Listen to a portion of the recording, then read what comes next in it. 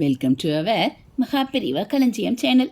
இன்னைக்கு நம்ம மகாபெரிவா மகிமையில் லங்கடாவை கொண்டு வாடா சொல்கிறேன் என்று பெரியவா கொஞ்சம் உரத்த குரலில் கோபமாக கூறியதை தெரிந்து கொள்ளலாம்.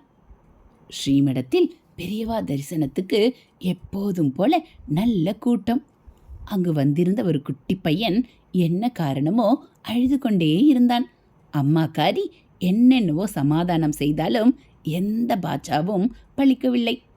அழுகையும் கத்தலும் ஜாஸ்தியாகத்தான் ஆனதே ஒழிய குறையவில்லை. மற்றவர்களுக்கு இது மிகவும் தொந்தரவாகவும் இருந்தது. பெரியவா இருந்ததால் அவர் முன்னாடி அம்மாவையும் குழந்தையையும் மிரட்டவும் முடியவில்லை. குழந்தைகள் அழுவார்கள், அடம் பண்ணுவார்கள் என்று பல பேர் சத்சங்கத்துக்கு அவர்களை கூட்டிக் கொண்டு வரமாட்டார்கள்.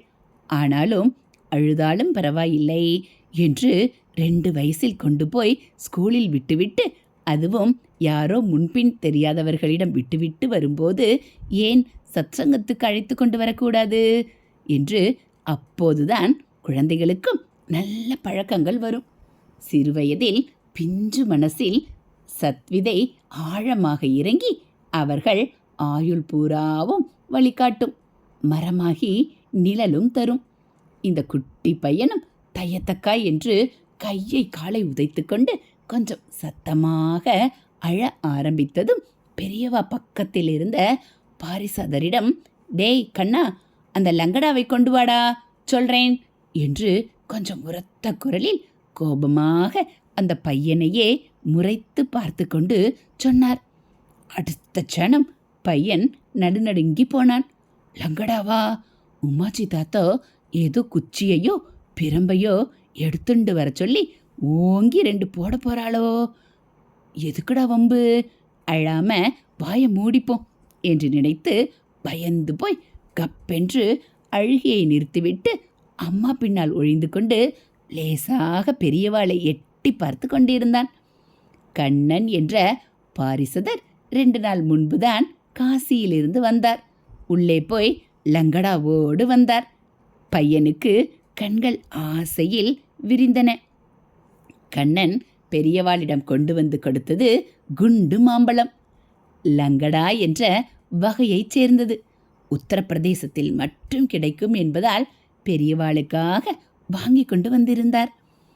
இங்கே வா என்று பெரியவா அந்த பையனை கூப்பிட்டார்.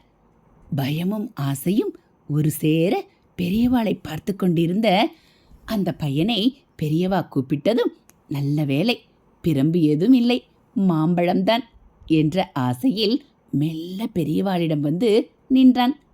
லங்கடாவை அவன்கிட்ட கொடு என்று பெரியவா சொல்ல, பாரிசதர் குழந்தையிடம் லங்கடா மாம்பழத்தை கொடுத்ததும் பெரியவா முகத்திலும் குழந்தை முகத்திலும் ஏக காலத்தில் சிரிப்பும் மலர்ந்தது.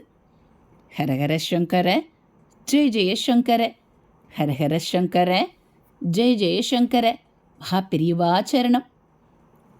இதுபோல் மகாபெரிவா மகிமைகளை நீங்கள் தினந்தோறும் கேட்கணும் அப்படின்னா மறக்காமல் நம்ம சேனலை சப்ஸ்கிரைப் பண்ணுங்கள். கூடவே பெல்லைக்கானை கிளிக் பண்ணி ஆளுங்கிற பட்டனையும் அழுத்திடுங்க.